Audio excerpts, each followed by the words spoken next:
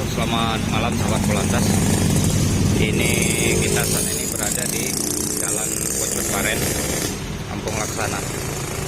Sambil kita patroli, kita lihat ada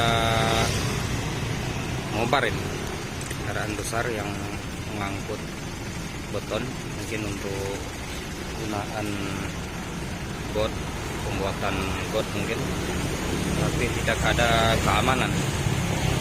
Ini sangat disayangkan, harus lalu lintas jadinya terhambat, dan ini sangat lumayan panjang saudara Polantas. Mungkin ini memang pengerjaan untuk keperluan masyarakat banyak, tapi tidak mengindahkan keselamatan pengguna jalan yang lain. Oke, ini akan kita tegur dan kita jumpai, kita kasih perhatian untuk penanggung jawab malam ini. Oke sahabat Polantas, di sana rambu-rambu atau lampu, taruh lampu.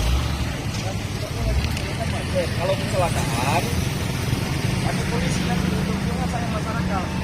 Orang-orang bekerja cari rezeki walaupun untuk keperluan masyarakat banyak, tapi kita harus lihat keselamatan masyarakat lain, pengguna jalan lain, ya. Jadi taruh rambu-rambu sedikit di sana, di ujung. Kalau memang harus kerja malam, jangan jam segini, bisa